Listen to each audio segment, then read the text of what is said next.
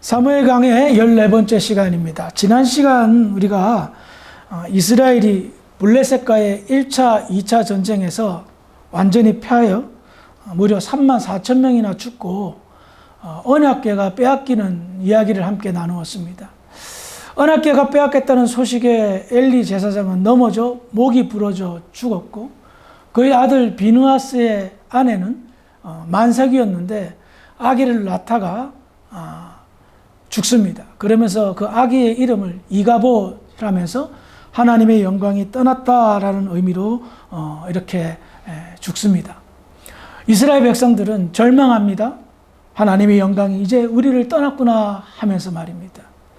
자, 이런 일이 벌어진 후에 오늘 본문은 하나님의 궤, 언약궤를 빼앗아 가지고 간 블레셋에서 일어난 이야기들을 오늘 본문은 말하고 있는데요.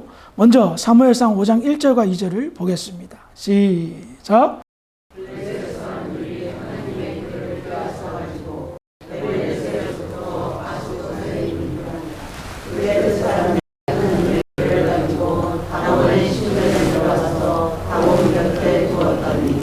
전쟁에서 승리하고 언약궤까지 빼앗아 가지고 간 블레셋 사람들은 어떤 마음이었을까요? 천하를 얻은 기쁜 마음이었을 것입니다. 그들은 이렇게 생각했을 것입니다. 이제 이스라엘 끝장났다. 언약궤까지 빼앗았으니 이 이스라엘이 가지고 있는 이 가나안 땅 우리가 곧 다 빼앗을 것이다. 왜 그랬을까요? 당시 블레셋 사람들이 가장 두려워했던 것은 이스라엘의 군대가 아니었습니다.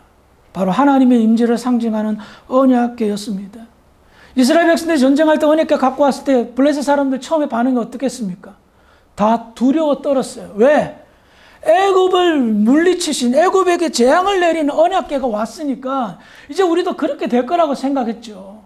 그런데 뚜껑을 열자 그렇게 안 되었던 겁니다. 언약궤를 빼앗아 왔으니 얼마나 기뻤겠습니까? 이제 곧 우리는 이스라엘을 다 물리치고 땅을 넓힐 거다. 그렇게 생각하고 언약궤를 가지고 다곤 신전, 즉 자기들의 주신인 다곤 신전 안에다가 언약궤를 놔둡니다. 그들이 이렇게 다곤 신전에 언약궤를 놔둔 이유는 고대 근동은 신과 신들의 전쟁이라 여겼습니다. 그러니까 민족과 민족이 이렇게 싸우지만 그 전쟁의 승패 여부는 우리 신이 더 강해서 승리할 수 있었다라고 생각한 거예요. 그래서 애굽에 내려진 이 10가지 재앙도 사실은 애굽의 신들이 내려진 재앙입니다. 그러니까 이들의 사고방식은 우리 신이 강했기 때문에 언약궤를 빼앗아 왔다고 생각하여 전리품으로 다곤 신전 앞에다가, 다곤 신상 앞에다가 딱 놔둔 거예요. 그런데 하나님의 궤, 언약궤를 다곤 신전에 갖다 놓은 위에 묘한 일이 벌어집니다. 사무엘상 5장 3절 4절입니다. 읽어볼까요? 시작.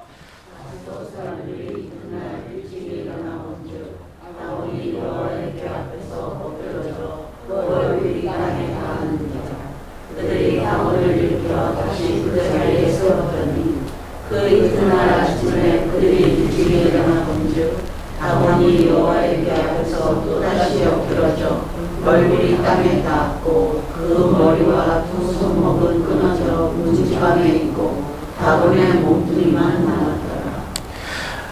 블레셋 사람들이 아스도시라는 아주 중요한 도시, 블레셋에서 가장 중요한 도시입니다. 그 도시에 있는 다곤 신전 앞에 언약궤를 가져다 놓았습니다. 다곤의 발 앞에 놔뒀다는 것은 무릎 꿇렸다라는 표현입니다. 그런데 첫째 날 다곤 신상이 넘어져서 얼굴이 땅에 코를 닿은 거예요. 언약궤 앞에 그렇게 넘어져 있었던 겁니다. 아스돗 사람들은 뭐야? 왜 이랬지? 뭐가 지진이 났나? 아무렇지도 않게 다시 다곤 신상을 세워놨습니다. 둘째 날 어떤 일이 벌어졌습니까? 둘째 날 갔더니 다곤 신상의 머리가 잘려져 있고 두 손이 떨어져서 문지방에 있었던 거예요. 다곤 신상은 어떻게 생겼냐면 상체는 사람, 남자의 모양을 가지고 있고요. 하체는 인어공주처럼 물고기 모양으로 되어 있습니다. 아마도 블레셋 사람들이 해양 민족이라 물고기 모양을 만들었고 또 풍요의 신을 상징합니다. 그 풍요의 신이 목이 잘려졌고 두 팔이 잘라졌어요. 그러면 이 블레셋 사람들이 어떻게 생각해야 됩니까? 굉장히 불길하게 생각해야 되잖아요. 자기 신전의 신상이 무너졌는데 그럼 우리는 어떻게 해석해야 될까요? 언약궤 앞에 그렇게 넘어졌다? 하나님께서 굉장히 화가 나신 거예요. 감히 나를 이 우상 앞에다 갖다 놓고 무릎 꿇리느냐 불쾌하게 여기셨던 겁니다. 이것은 무엇을 말합니까? 블레셋 사람들에게 하나님 경고한 겁니다. 나를 멸시하느냐? 한 번, 두 번이나 경고를 줬어요. 그런데 블레셋 사람들의 반응이 어떤 줄 아세요? 사무엘상 5장 5절입니다. 시작. 그러므로 다곤의 집사람들이나 다곤의 침례에 들어가는 자는 오늘까지 아스돗에 있는 다곤의 문지방을 밟지 아니하더라. 이게 무슨 말이에요? 다곤 신상이 넘어지고 잘려져서 그 팔목이 문지방에 걸렸는데 이 블레셋 사람들은 팔목이 문지방에 걸렸다고 해서 이 문지방을 신성시한 겁니다. 우리 신의 팔이 걸려져 있는 곳인데 우리가 어떻게 그 문지방을 밟고 가겠냐 하면서 한 걸음 건너서 조심조심 결례를 범할까 봐 그렇게 했다는 거예요. 그들은 이와 같이 벌어진 이상한 일을 아무 생각 없이 받아들였습니다. 그냥 우연의 일치로만 생각했던 겁니다.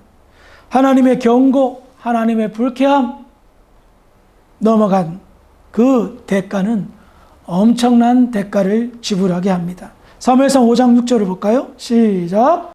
여호와의 손이 아스돗 사람에게 엄중히 들어갔사 독한 종기의 재앙으로 아스돗과 그 지역을 쳐서 망하게 하니.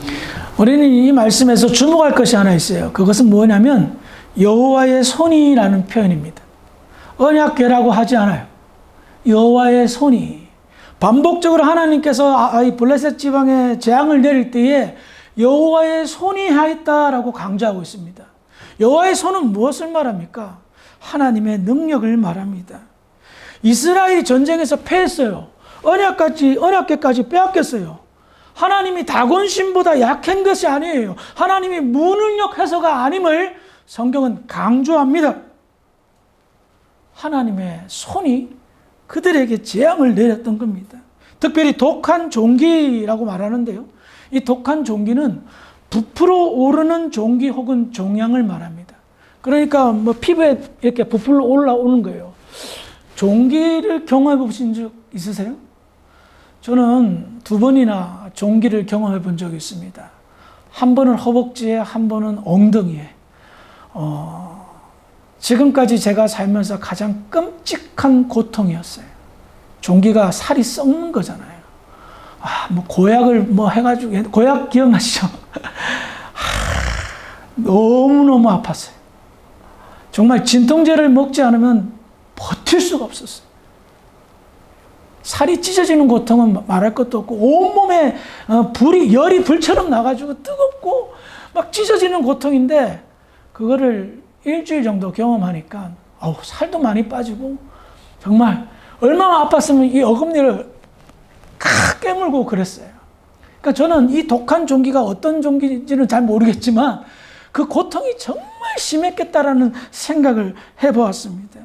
그런데 더 무서운 것이 뭔지 아세요? 온몸에 열이 나고 뜨겁고 부풀어오는 종기로 해서 극심한 고통이 있는데 빨리 안 죽어요. 아시겠어요? 정말 죽고 싶다라는 생각이 드는데 빨리 안 죽어요. 그냥 극심한 고통 속에서 빨리 죽었으면 그런 생각만 들게 만드는 거예요. 그러면서 어떤 일이 벌어졌습니까? 성경은 그 아스돗 사람들을 형편을 이렇게 말합니다. 망하게 되니. 앞서도 말씀드렸죠. 아스돗은 블레셋에서 가장 중요한 도시고요.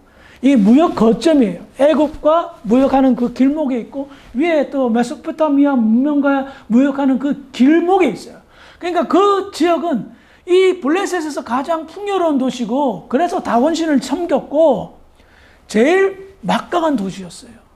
그 도시가 하나님을 무시한 결과 어떻게 되었어요? 망했다라고 성경은 말하는 거예요. 두 팔이 잘려나갔죠? 일할 수가 없는 거예요. 예?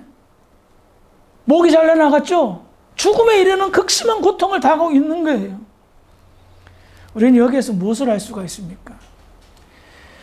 전쟁에서 패한 것은 이스라엘이었어요. 하나님이 아니었어요. 하나님은 전쟁을 통하여 이스라엘을 징계하신 거예요.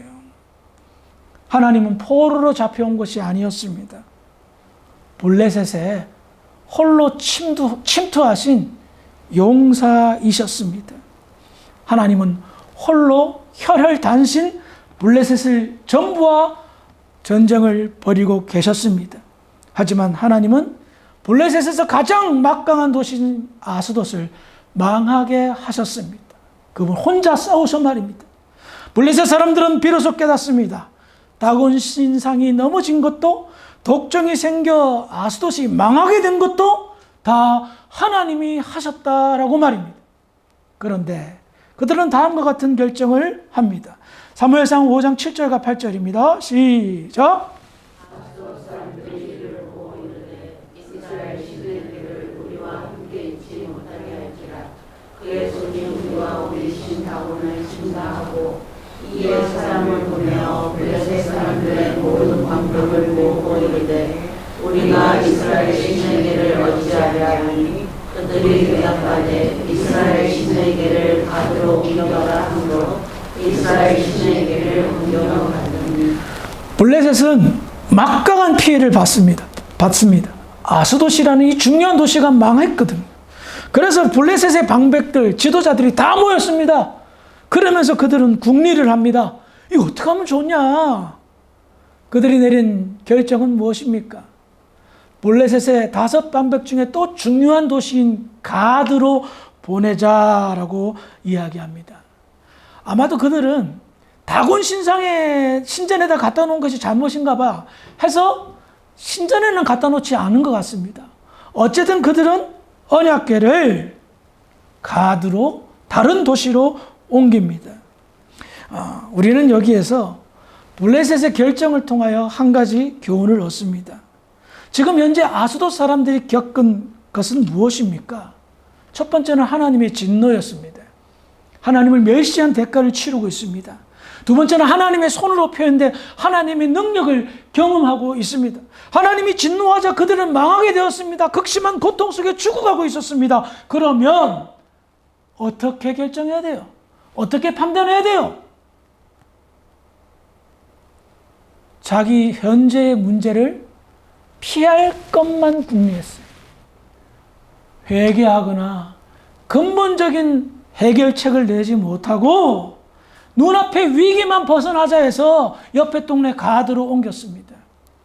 자, 불보듯 뻔한 결과를 결정하였어요. 사무엘상 5장 9절입니다. 시작.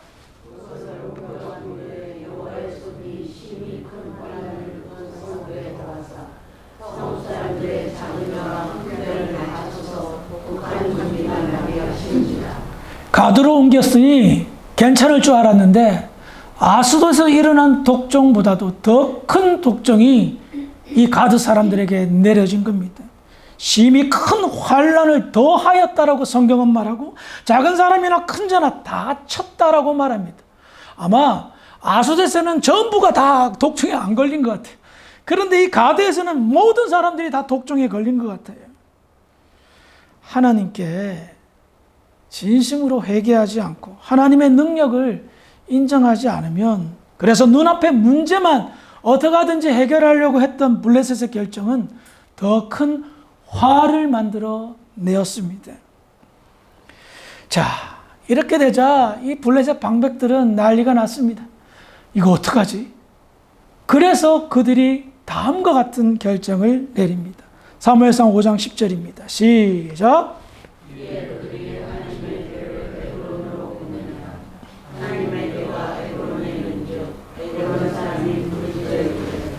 이스라엘 신에게를 우리에게로 가져다가 우리와 우리 백성을 죽이려 한다 하고. 에굴은 역시 블레셋의 중요한 도시 중에 하나였습니다. 블레셋 방백들은 이번에도 정신을 차리지 못하고 하나님의 교회인 언약궤를 에글론으로 옮깁니다. 에글론 사람들은 이미 독종 재앙이 퍼진 사건들을 소문을 듣고 알게 되었어요. 그들의 반응은 굉장히 불편했습니다. 부르짖었습니다. 야, 우리도 다 죽게 하려고 하느냐? 그런데 블레셋 방백들의 결정에 따를 수밖에 없었습니다. 높은 사람이 지시하니까 어떻게 할 수가 없었죠. 그러자 어떤 일이 에글론에 벌어졌을까요? 사무엘상 5장 11절 12절입니다. 시작.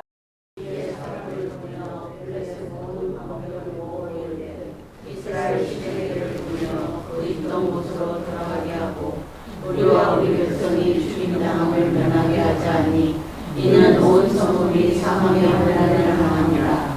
거기서 하나님의 손이 엄중하심으로 죽지 아니한 사람들은 독한 종기로 치심을 당해 성읍의 부르짖음이 하늘에 사무쳤더라. 에글론에서는 더 큰 역사가 일어났습니다. 이제 사람들이 죽어 자빠지는 거예요. 죽어가기 시작합니다. 수많은 사람들이 죽어갈 때 죽지 않은 사람들은 독한 종기가 걸리게 합니다. 야, 그러니 이 에글론 사람들이 어떻게 됐어요? 멘붕이 온 거예요. 나름대로 잘 먹고 잘 살던 사람들이었습니다. 그런데 완전히 멸망당하게 생긴 거예요. 그래서 뭐라고 호소합니까? 야, 이 법궤, 하나님의 언약궤, 이거 빨리 그 걔네들한테 갖다 줘. 이 재앙의 불씨를 왜 우리한테 갖다 와가지고 가져다 놓고 난리 부르스를 치게 만들어? 이래 만든 거예요. 끝날 때까지 끝난 게 아니었습니다. 블레셋은 전쟁에서 승리하고 언약궤를 빼앗아 가지고 올 때만 해도 이제 가나안 땅의 맹주는 우리다. 이 땅을 다 차지할 것이다라는 헛된 꿈에 사로잡혀 있었습니다. 그런데 그들이 이스라엘과의 전쟁에서는 이겼지만 하나님과의 전쟁은 전혀 생각하지 못했습니다. 하나님과의 전쟁에서 완전히 멸망일보 직전까지 가게 되었던 겁니다. 상대를 잘못 골랐습니다. 처음에 가졌던 그 생각, 언약궤에 대한 두려움을 그대로 가지고 있었더라면 그들은 자기들의 도시들이 멸망당하는 꼴을 당하지 않았을 것입니다. 말씀을 정리하겠습니다. 저는 이 말씀을 준비하면서 굉장히 마음이 또 불편했습니다. 사무엘 강의하다 보니까 계속 마음이 불편해요. 왜냐하면 하나님께서 신나게 지금 블레셋을 심판하고 계시잖아요. 근데 저는 하나님이 신나셨을까 하는 생각이 들었습니다. 아니다라는 생각이 들었어요. 이게 하나님이 직접 나설 일입니까? 그러지 않죠. 하나님은 이스라엘을 하나님의 군대로 부르셨어요. 그런데 이 군대가 갚을 제대로 못하는 거예요. 그래서 하나님이 직접 나서셨어요. 우리 하나님 참 외로우셨겠다라는 생각도 드셨고 굉장히 심한 배신감도 느끼셨겠다라는 생각을 가져봤습니다. 왜냐하면 언약궤를 들고 나왔을 때 이스라엘 백성들은 하나님을 믿어서 들고 온 게 아니죠. 하나님을 이용하기 위해 들고 온 거예요. 그래서 당한 겁니다. 블레셋이라는 적진에서 홀로 싸우시는 하나님, 하나님의 명예를 걸고 싸운 거예요. 하나님 창피하게 지금 다곤 신전에다 갖다 놨잖아요. 하나님 살아계신데 하나님 창피하게 된 거잖아요. 그런데 나의 체면을 세워줄 이스라엘 백성들은 하나님을 이용만 하려고 하잖아요. 내가 하나님 믿는다, 나한테 해준 게 뭐 있어? 전쟁이라도 이겨줘야지, 돈이라도 많이 벌게 해줘야지, 이 땅에서 건강하게 살게 해줘야지. 이용만 하잖아요. 그러니 하나님 얼마나 배신감을 느꼈겠어요. 그런데 하나님은 하나님의 명예를 위해서 고군분투하며 싸우셨어요.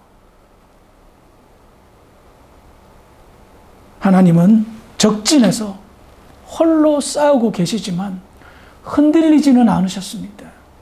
하나님의 살아계심을, 하나님의 능력을 적진 블레셋에서 보여주셨습니다.